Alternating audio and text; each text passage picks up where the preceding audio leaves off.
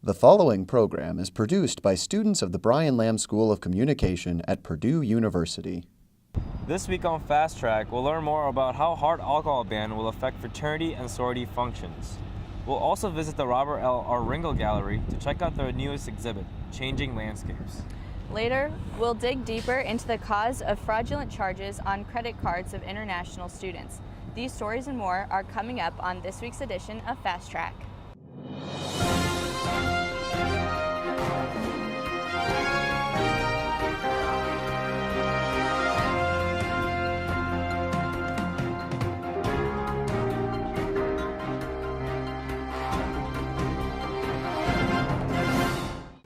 Welcome to Fast Track. We're bringing you this week's show from the Purdue Memorial Mall. I'm Don Kim.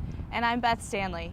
In hopes to increase campus security and improve the Greek system reputation, the Interfraternity Council passed an act in February calling for the ban of hard alcohol at fraternity and sorority functions.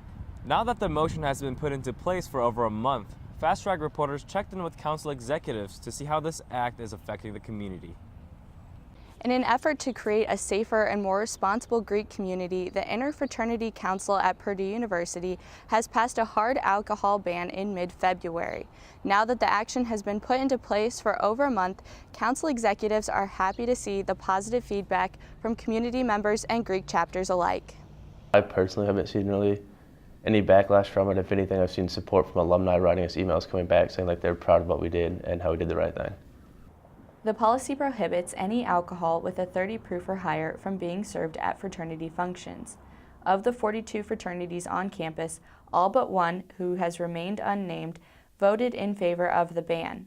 Members of the Pan-Hellenic Association also stepped up to show their support. Council passed their hard alcohol ban. Actually, in the same meeting, the Pan-Hellenic Association passed a resolution basically stating that we support the Interfraternity Council's decision in banning hard alcohol, and that we kind of promise to uphold like the rules, laws, and regulations that are already in place, and any future laws, rules, and regulations regarding the hard alcohol ban.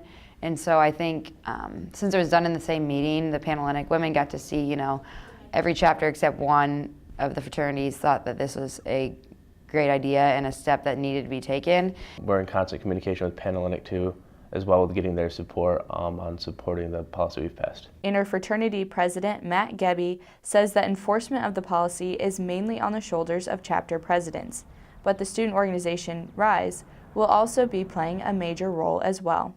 They'll come in and make sure we're following all of the rules that we have as an IFC that the university has to make sure they're functioning in the proper manner and functioning safely.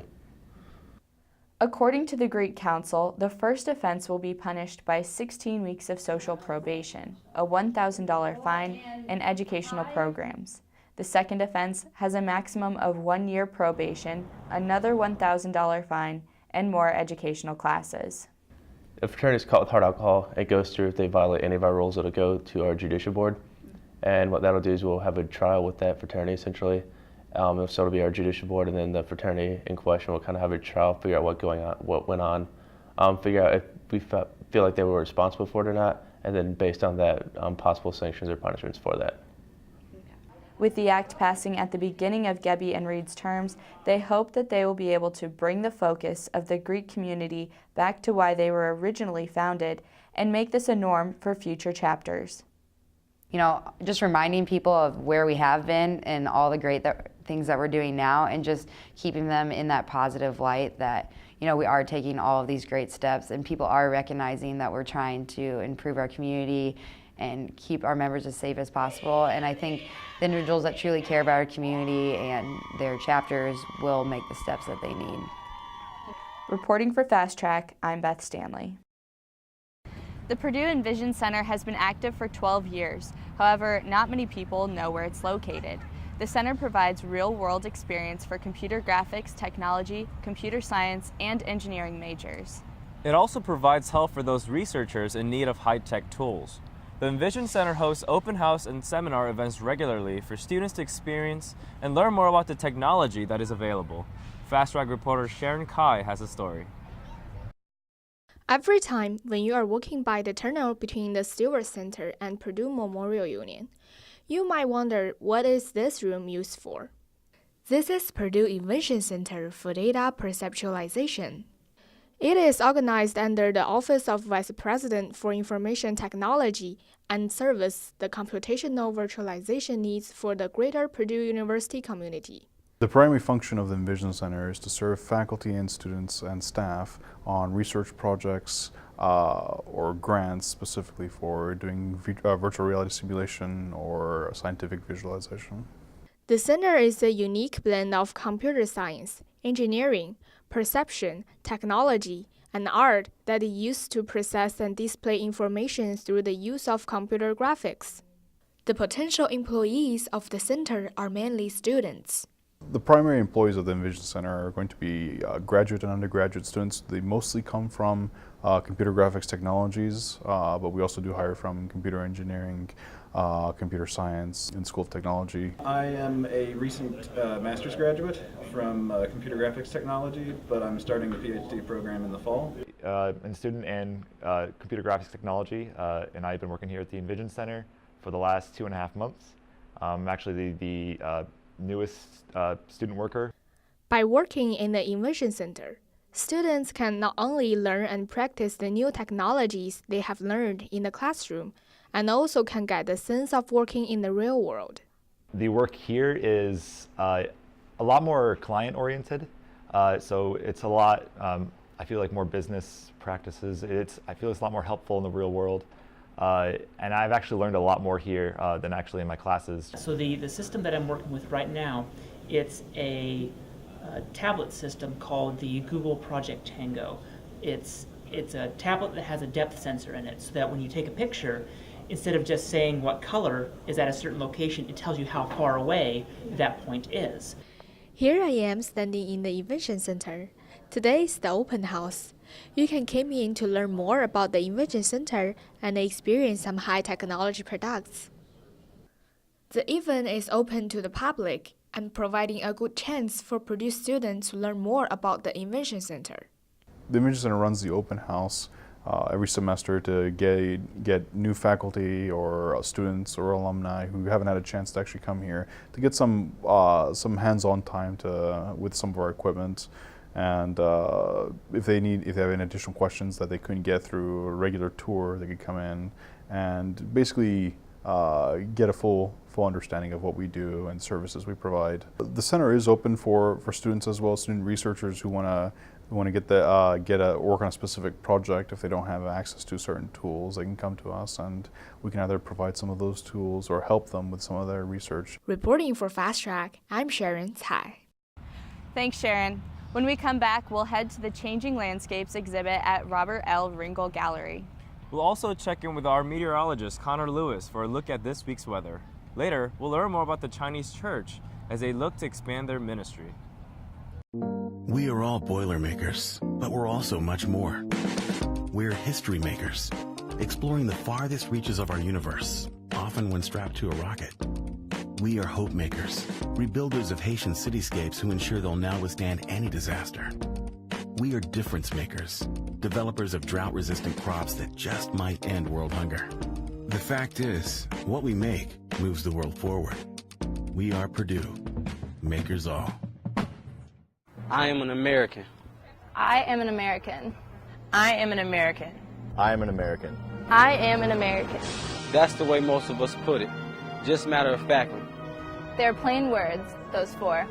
You could write them on your thumbnail or sweep them across a bright autumn sky. But remember, too, that they are more than just words. They are a way of life. So whenever you speak them firmly. Speak them proudly. Speak them gratefully. I am an American. I am an American. I am an American. I am an American. As a global community, climate change is one of the biggest issues we face. Not only is it a scientific problem, but it's also a societal one as well. On March 26th, a well-known landscape artist, Zaria Foreman, visited Purdue Gallery's exhibit, Changing Landscapes. Fast Track reporter Joseph Bauer has the story. A new exhibit at Purdue Galleries is painting the picture of climate change. But you won't find any paintings in this exhibit, just drawings, collages, and mixed media pieces by a few different artists, most notably including Zaria Foreman. But where did the inspiration for this gallery come from? I was actually inspired to put this exhibition together by considering landscape pieces that were in Purdue's permanent collection. There are a number of them that are throughout campus or in Westwood on display there, and I was thinking that we might want to have an exhibition that would feature contemporary approaches to the landscape. Zaria Foreman, a Brooklyn-based landscape artist, visited the Purdue Gallery's exhibit on March 26th. Inspired by her work, many people came out to hear the talk. I thought it was super cool, yeah. She's always been like a big inspiration of mine getting ready to go into art school, so it was really cool to hear her talk. Foreman's slideshow talk was mainly based around her inspiration for her lifelike pieces, which is her mother, who is a photographer of remote landscapes. We traveled a lot together from an early age, and she really taught me a lot about light, because that's pretty much the most important thing in terms of photography, and I think art in general, or at least the kind of art that I'm doing. So she really taught me how to wait for the light, be patient for it, and recognize it when it's right. And yeah, she was very dedicated and very motivated, and really knew how to wait and get what she wanted. So I definitely learned that from her. The exhibit, titled Changing Landscapes, fit Foreman's work perfectly, and Liz Earlywine hopes that it will reach a diverse group of students. Zaria Foreman is all over the place, so it was easy to come across, and she's immediately accessible to a wide range of viewers, those who would be interested in simply the beauty of the work, those who would be impressed with the skill in which she can render an image, and those who can connect socially to the ideas of climate change and things that are coming through in the work. And that's really the foundation of this exhibit, a changing climate leading to changing landscapes. One of Foreman's utmost goals with her work is actually educating her audience through hopeful images of changing environments. I want to translate scientists' message into a more kind of accessible medium for people that so they can connect with it on an emotional level. But ultimately, I mean, yeah, as part of that, I want my work to be part of sort of a bigger thing, and help our global community in some way that's more than just a pretty picture in somebody's living room. And I do think that climate change is, I meant to say this in the talk, but I really think it's the biggest challenge we face as a global community. And since I love landscape and I have a passion for drawing it, I feel like that's what I'm here to do. For those looking to stay connected with Purdue Galleries, you can follow them on Facebook and Twitter. They also have weekly rotating exhibits in Powell Hall, and also have Nick Cave coming to the Ringel Gallery at 2 p.m. on Saturday, April 18th, which is Springfest. The Changing Landscapes exhibit will be on display until April 25th. If you haven't seen it yet, you can find it in the Ringel Gallery located on the main floor of the Stewart Center. Reporting for Fast Track, I'm Joseph Bauer. Thanks, Joseph. We'll check back in with you later for a look at the Forecasting Club. We're going to head back to our studio where our meteorologist Connor Lewis will tell us what we can expect in this week's weather.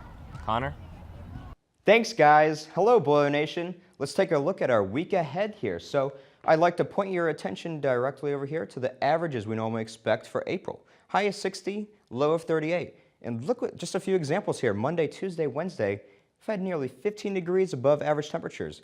We deserve it after that winter, that's what I think. So let's enjoy that for the time being. It will not last forever, though. We'll show you that in a little later. This map shows whether or not the NOAA Climate Center thinks if we're going to have above or below average temperatures for the next 8 to 14 days, which, by the way, is Grand Prix. I'm just getting you guys hyped up a little bit here. So we're right on the verge of being normal or a little bit below average temperatures. And also, they're predicting below average precipitation forecasts. So that's exactly what we want. So it's within 2 weeks, and next week we'll be able to tell you some quantitative forecasts about exactly what we'll be seeing. So hopefully this stands up. Averages around then about 65 degrees, so if it's a little bit below that, I think we'll be okay as long as we've got some sunny skies. And let's look at it then, night ahead. So the storm that came in took all that instability away, and now we're left with very stable conditions. Look at this, 54 degrees. We're going to get very clear skies, no clouds, not going to retain any of that infrared radiation, so it's going to get very cold overnight, down to 34 degrees. But we will see some nice sun and very, very high pressure coming in that's going to make for great conditions this weekend. So like I said, this high pressure is associated with coming in after the storm. And this is what we're left with for Friday. So this is the kind of stuff that's in textbooks for Thursday that occurred. See this low pressure and this classic cold front. Takes all this dry Canadian air, pulls it down, and that's what evected all this very, very moist air out of the Gulf. And that's how we saw these extremely severe storms accumulated over Kansas, Missouri, Illinois, Indiana area Thursday. And we see this high pressure that will move in. That's descending air, so it's very hard for clouds, let alone precipitation to form, and that's what we're going to see this weekend. So some upper airflow. What we need for severe weather is shear, and that's deep digs in the trough. So we're not going to see too much of that until later next week. And I want to take your attention here and look at a closed low that's going to form right around here. And that's going to come in, and that's the next potential for severe weather towards the end of next week, around Thursday actually, which we just had. So we'll see if that pans out. We're not going to see a lot of that shear for early next week. And we're going to see some more muggy conditions come up. So enjoy the dry weather Saturday and Sunday because it's going to get a lot more muggy here. We're going to see southerly winds out of the Gulf, bringing in all that precipitable water. This is what that map is. So we're going to see astounding values of upwards of an inch. So very muggy conditions. We're going to see a lot of precipitation this week. Moving ahead, weekend forecast. Like I said, very stable, dry conditions. 58, and then we're going to get some nice solar radiation, bump us up to 67 on Sunday. Any outdoor activities you can think of to do Sunday, that's your day. And like I said, we're going to see precipitation chances, thunderstorms Tuesday. So like I said, there's not going to be a lot of shear. So when these thunderstorms come up, they're basically going to kill themselves with the downdraft of the rain. But we will see some potential for thunderstorms early in the day, and then after some solar incidents, we're going to see more chance for that precipitation, lightning, later that night. And let's look at our 5-day forecast here. So like I said, chance of rain Monday early in the week. Tuesday, nothing severe, just some more thunderstorms, more rain. Above average temperatures, we're getting a lot of that southerly flow, a lot of that warm air. And then Thursday is our next chance for any sort of severe weather. We're still kind of far out to predict the convective forecast, but we will see some more of that shear, that trough digging that we need in the upper air to get that convective possibility later next week. And then Friday we get more stable air, and we'll just have to see how long that these above average temperatures stand with us. So like I said, for Grand Prix we'll have some more quantitative values for you next week. And back to you guys. Thank you. The Chinese Church is the only church that provides Mandarin programs at Purdue. Their services are currently hosted at the Wesley Foundation. Due to the growing number of Chinese students, they are looking to expand their ministry to build their own location. Fast Track reporter Maggie Jiang has more on the story.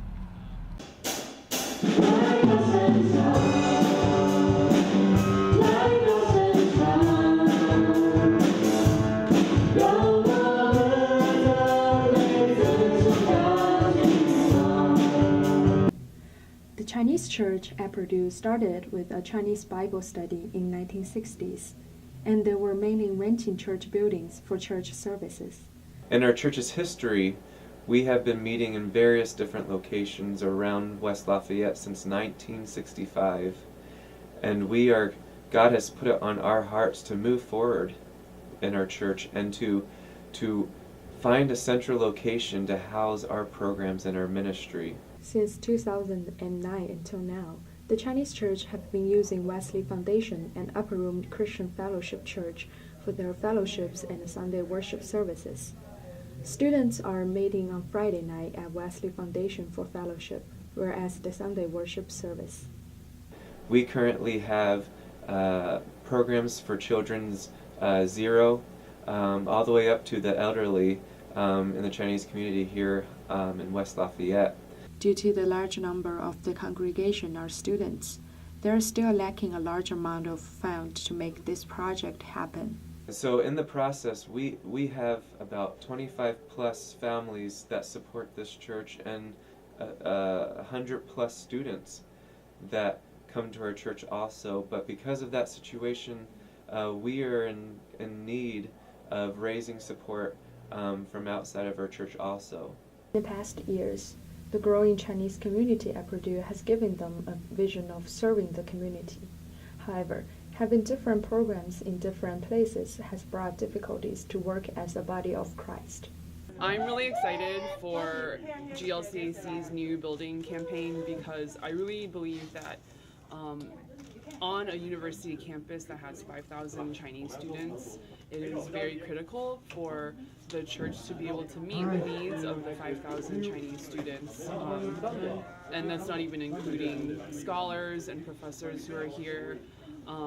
I feel like for the church to have the space to accommodate any student who is interested in exploring Christianity, it's just really important to have the physical space to be able to meet their needs, and for banquets to happen, for dinners to happen, for so many students to be able to congregate in one place. They're hoping to reach to the goal before May so that they could be able to start the construction. Reporting for Fast Track, I'm Maggie Zhang. Thanks, Maggie. Coming up, we'll learn more about how international students were affected by fraudulent credit card charges. Later, we'll visit the Forecasting Club to see how their predictions are aiding the community. Stay tuned. We are all Boilermakers, but we're also much more. We're history makers, exploring the farthest reaches of our universe, often when strapped to a rocket. We are hope makers, rebuilders of Haitian cityscapes who ensure they'll now withstand any disaster. We are difference makers, developers of drought-resistant crops that just might end world hunger. The fact is, what we make moves the world forward. We are Purdue, makers all. That we do, and we try and you. Yeah, you. Have you ever dreamed of being on TV? Well, in the Brian Lamb School of Communication, we do more than that. You can learn about camera operation, lighting techniques, live TV shows, real client PSAs, weekly news productions, and more. For more information about the video production programs, visit our website or the advising office. According to Forbes, 27% of cardholders around the world have experienced fraudulent charges in the past 5 years. Both the United States and China are ranked in the top 5 countries most prone to fraud. In early February, dozens of Purdue students from China reported cases of credit card fraud, and investigators believe the problem started overseas. Fast Track reporter Sunny Wu has more on the investigation.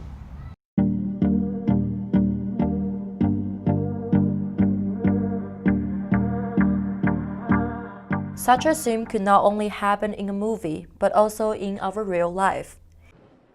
In the early February, a few Purdue Chinese students reported cases of credit card fraud. Till now, over 100 Purdue international students has become the victims of this crime, and the total loss has reached over $170,000. According to the police, the credit card information was stolen and copied locally and was sold on the black market overseas. Suspicious bank transactions has happened nationally and globally, including in India, Canada, England, France, and Pakistan. All of the reported victims are members of the Asian community, mostly from China. One morning I got a call from Purdue Federal Credit Union, and then they told me that I've made purchase in India, Ohio, and then West Virginia. And then it was about $300 around that in total, which I never made because I was asleep at that time. And obviously I told the bank to decline the purchase. I got a text message and email from Chase saying that someone in California used my card for some purchase, like $25 and $10. Then I declined it. Right now, Purdue and West Lafayette Police and the Tippecanoe County Sheriff Office are working together on the case. However, their resources are pretty limited, especially in dealing with international activity. Considering the huge amount of loss, the FBI began to get involved in the late February.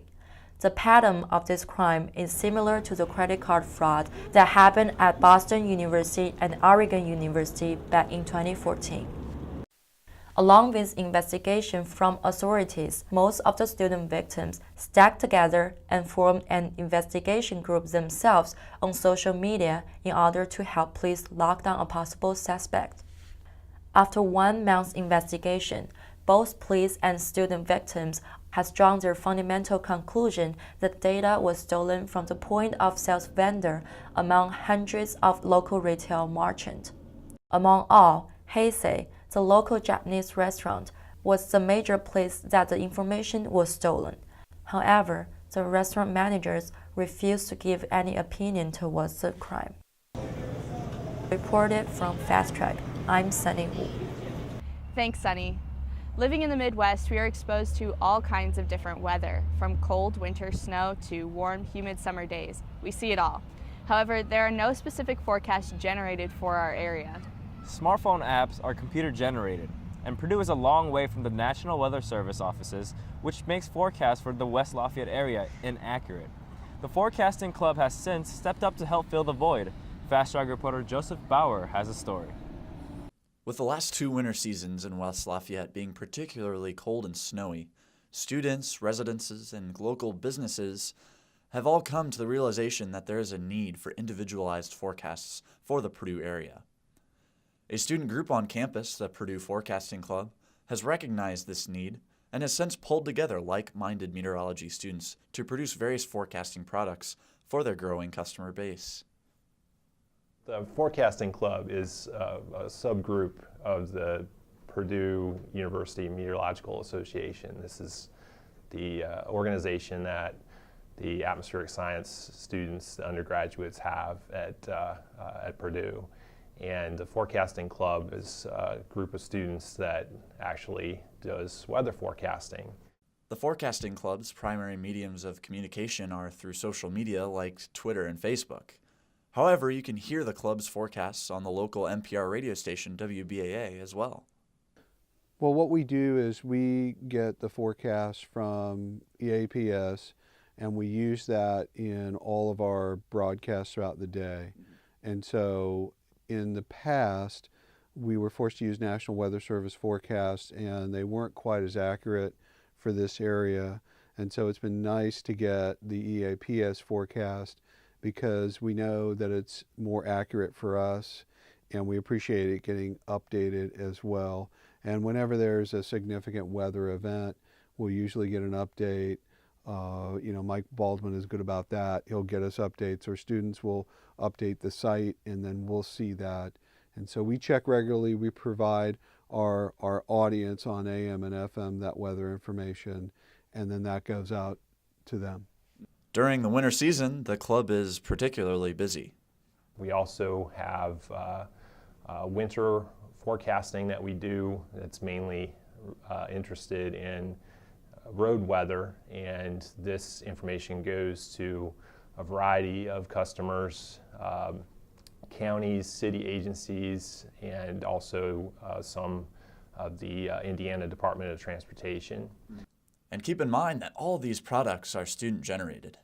And they will be the first to tell you that as meteorology students participating in a club that gives you real-world forecasting experience, that it's well worth the hard work. I like that the club pushes me to give out real-time information about what is happening, and I like that it's opening up new opportunities. We're getting athletics going again, just reaching out to other members and being able to just talking to these people in general about how they want their information given to them is a challenge in its own, and just getting that kind of experience is really nice. I'm only a sophomore, so to go in and get help from these upperclassmen who really have a lot of expertise to help me in the field, that's my favorite part. Club co-president Tyler Hextall explains the future goals of the club. We'd like to see more participation, and also going forward, we would like to see more people using our forecast, because like right now we're starting to get the athletic department to use our forecast, and also we want to continue to do in-depth forecasts and forecasts for WBAA, Twitter, and Facebook, but hopefully we'll just be able to increase our clients. Anyone can access Purdue Weather's forecast through Twitter or Facebook, and as Tyler said, the club is always looking to add new members. They meet Tuesdays in Hampton Hall, room 4247 at 7 p.m. Reporting for Fast Track, I'm Joe Bauer. That's all the time we have for this week's edition of Fast Track. I'm Don Kim. And I'm Beth Stanley. Join us again next week for more stories around Purdue's campus. We'll see you soon.